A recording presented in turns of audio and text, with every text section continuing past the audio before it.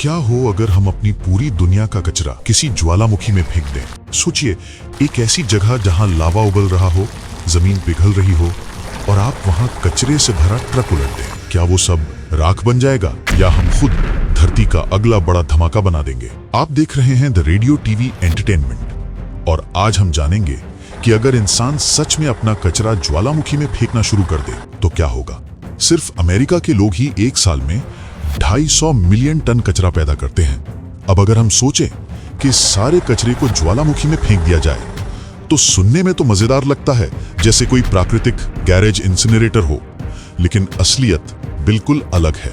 ज्वालामुखी धरती की सबसे खतरनाक, अस्थिर और अनिश्चित जगहों में से एक है और वहां तक पहुंचना ये अपने आप में एक अलग मिशन है।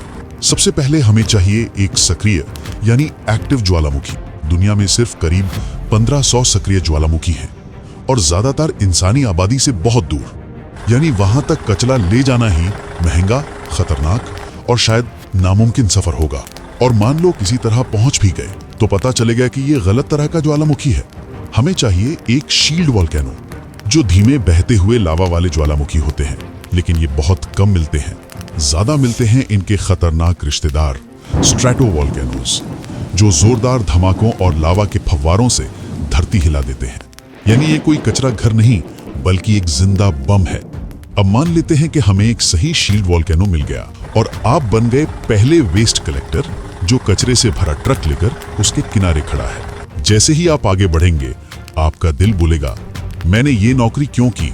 क्योंकि आपका सामना होगा जहरीली गैसों से, उड़ते हुए पत्थरों से और लावा के छिड़कते हुए टुकड़ों से।